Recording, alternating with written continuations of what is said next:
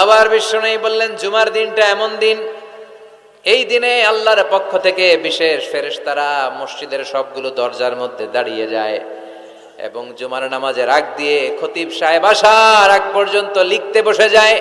কে কে মসজিদে ঢুকে নামগুলো তারা কাউন্ট করে, এন্ট্রি করে।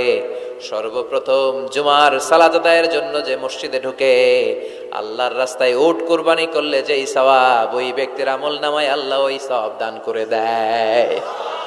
সর্বপ্রথম জুমার দিন যে মসজিদে ঢুকে ফালাহুল বুদনা, তার জন্য থাকে একটা উট কুরবানির সওয়াব। ওনার পরে যে ঢুকবে ফালাহু বাকারা, তার জন্য গরু কুরবানির সওয়াব। 3 নম্বরে যে ঢুকবে ফালাহুল কাবসা, তার জন্য ছাগল কুরবানির সওয়াব। 4 নম্বরে যে ঢুকবে তার জন্য ফালাহু আদ-দাজাজা, মুরগি কুরবানির সওয়াব। 5 নম্বরে যে ঢুকবে তার জন্য আল বাইদা, ডিম কুরবানির সওয়াব। সুবহানাল্লাহ পড়ে। এরপরে ইমাম সাহেব যখন খুতবা দেওয়ার জন্য চলে আসে, ফেরেশতারাও বসে যায়, খুতবা শুনতে শুরু করে। সুবহানাল্লাহ পড়ে। তাহলে এই জুমার দিনের আলাদা সিগনিফিকেন্স আল্লাহর কাছে আছে না নাই? বেশি না কম? আলহামদুলিল্লাহ, যে এই দিনটাকে আমরা ছুটির দিন হিসেবে পেয়েছি। 1984 সালে তৎকালীন প্রেসিডেন্ট হুসাইন মোহাম্মদ এরশাদ সাহেবের নাম শুনছেন? হ্যাঁ, উনি এটাকে রাষ্ট্রীয়ভাবে জুমার দিন হিসেবে ঘোষণা করেছিলেন। ওনার কল্যাণে আমরা এই দিনটাকে স্টিল নাও, এখনো পর্যন্ত এটাকে আমরা ছুটির দিন হিসেবে পেয়েছি। উনি ইসলামের জন্য অনেক কাজ করছেন, আবার স্বৈরাচারীও করছেন। তো ভালো খারাপ নিয়েই মানুষ, ঠিক কিনা? খারাপটার আমরা না বলি।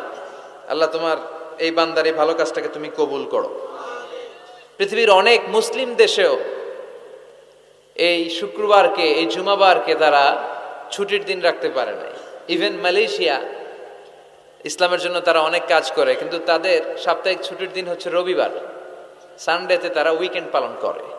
এর কারণ অনেক খ্রিস্টান দেশের সাথে ওদের ফিনান্সিয়াল অ্যান্ড কমার্শিয়াল ট্রানজাকশন হয়। তো শুক্রবারে যদি এই কাজ করে, জুমার দিনে যদি এই কাজ করে, আর রবিবারে যদি তারা করতে না পারে, তাহলে একদিন তারা পিছিয়ে যায়। এই ফিনান্সিয়াল ট্রানজাকশনকে ঠিক রাখার জন্য রবিবারে মালয়েশিয়াতে ছুটির দিন হিসেবে ঘোষণা দিয়েছে। কিন্তু বাংলাদেশে সাপ্তাহিক ছুটির দিন কোনটা? খুশি না বেজার? চিল্লায় পড়ে আলহামদুলিল্লাহ। এজন্য রব্বুল আলামিন বলেন, ইয়া